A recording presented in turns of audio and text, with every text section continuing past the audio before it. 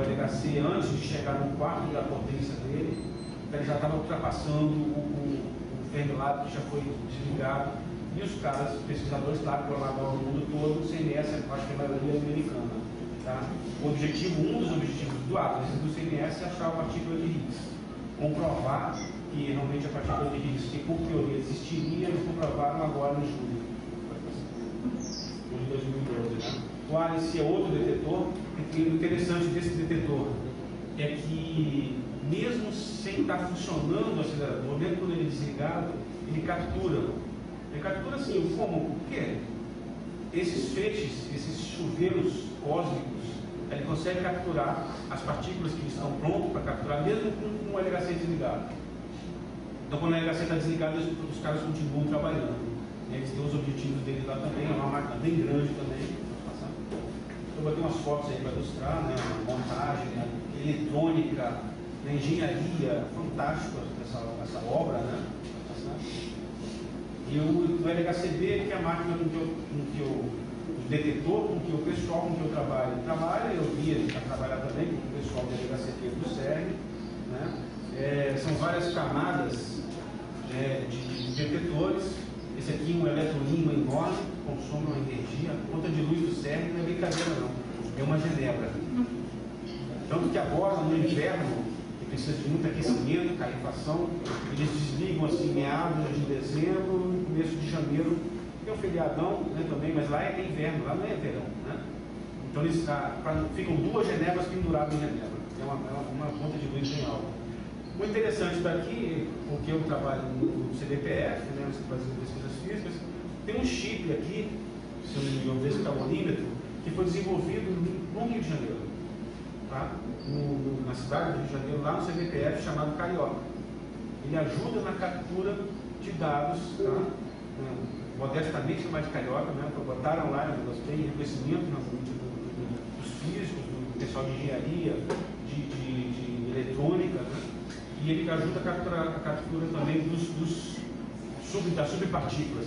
São centenas, eu sei que fala que era dezenas, são centenas, eu não sei. Eles têm um dicionário dessa grossura, cada uma partícula com pi, K, pi mais, pi, é uma coisa é um negócio muito grande realmente a física, tá?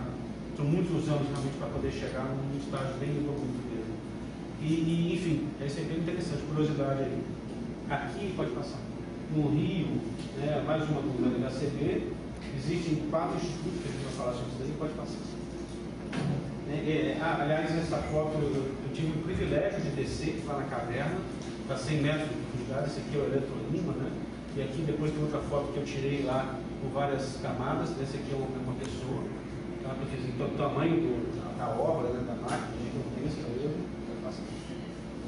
E essa foto eu tirei lá na oportunidade que eu tive lá, são várias camadas assim, e o feixe, né, que vai para um lado e para o outro aqui, e um certo ponto aqui colide. É a colisão. Então, o que se espera da LHC?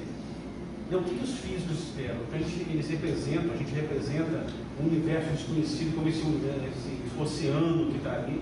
O que será que vai aparecer desse desconhecido aí? Né? Os físicos têm um padrão, o padrão deles, né? Um modelo padrão, já teórico, já consagrado, que eles adoram, mas ao mesmo tempo eles querem teimar em contradizer ou quebrar esse padrão. Tá? Então eles esperam, a partir dos modelos deles, observar, desse oceano enorme, pode pular um golfinho ali. Né? A observação do Higgs, que já aconteceu, né? Plasma de quartos de gluons, matriz CKM, nem me pergunto muito, porque essa parte da física eu realmente sei muito pouco. Né? Mas está aí, tem um modelo padrão, com essa máquina eles esperam, tem algumas observações, eles já esperam que aconteça. Pode falar. Mesmo sendo rara, golfinho, mas eles esperam que ele pule ali. Outras possibilidades, supersimetria, Technicolor, outras dimensões, né? O grande pulo para o desconhecido, antimatéria, né? O negócio do filme lá, do Anjos e Demônios, do livro, né? Eles conseguem botar uma canetinha assim, uma antimatéria, né? Um negócio que depois explode. Realmente existe antimatéria, eles conseguem, hoje o LHCb, segurar a matéria, a antimatéria, por horas, tá? Mas ele é muito instável. Tem que ser num vácuo, né? E um eletroímã enorme para segurar o antipróton. O próton é positivo, A antimatéria é o próton negativo, o antipróton, que realmente, quando o antipróton colide com o próton, vira luz.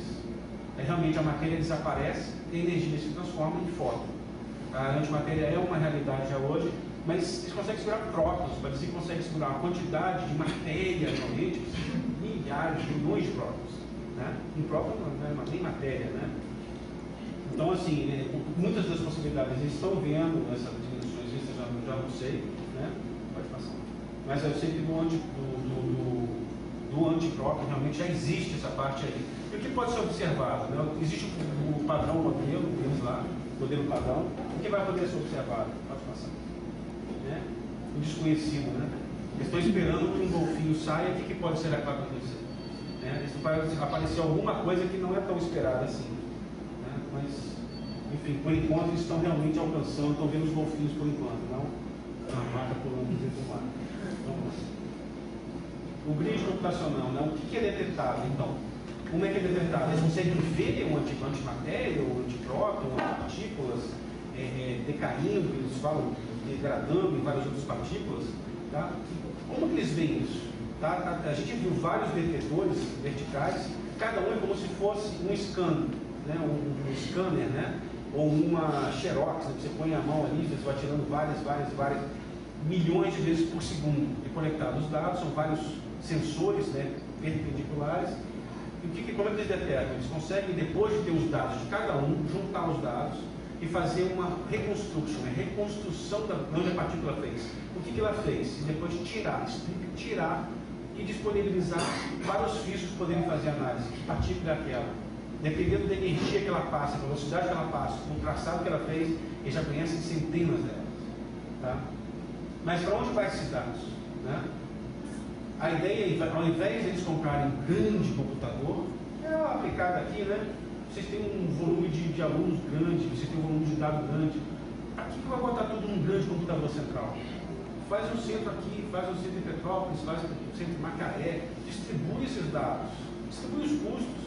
Não adianta comprar um computador também, encher essa sala aqui, uma manutenção caríssima, né? Se quebrar para tudo.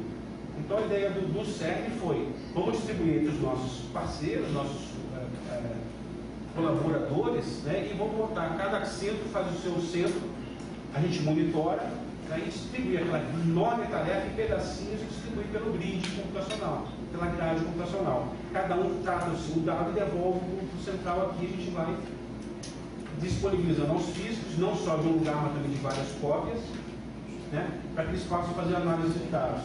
E onde os dados ficam armazenados? Aliás, desculpa, ainda a gente vai ver depois no CERN lá. Mas o grid computacional ele não é usado apenas para a física.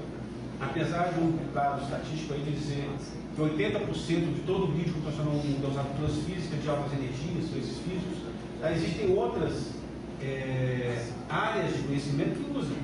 A computação a gente usa, tá? A biomédica, biomedicina, tá? Aquele vírus H1N1, tá? Ele foi descoberto em cima do grid computacional.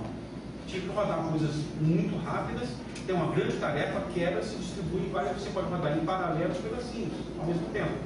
Né? O genoma humano também foi feito desse formato. Em vez de botar um grande computador, os recursos estão aí. Né? E a gente usa, e é muito usado realmente pelos físicos. Tá?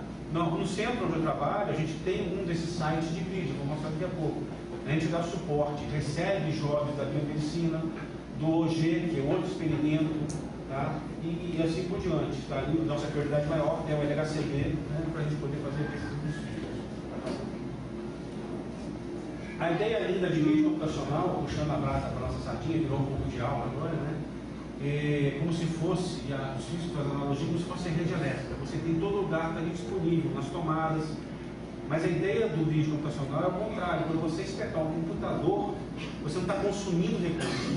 A torradeira consome energia, você está colocando recursos no grid. Então, cada computador, poderia ser esse computador, poderia ser esse computador em Petrópolis. Tá? Cada um que você espeta na tomada, você coloca recursos para ser compartilhado pelo mundo todo. O físico, quando ele roda um jovem, que a gente fala, um trabalho, né, para pesquisar uma certa partícula, ele não sabe nem onde vai rodar. Vai rodar no mundo, vai rodar no grid. Ele joga o subnet e existem serviços aí que falam, esse site é melhor, vamos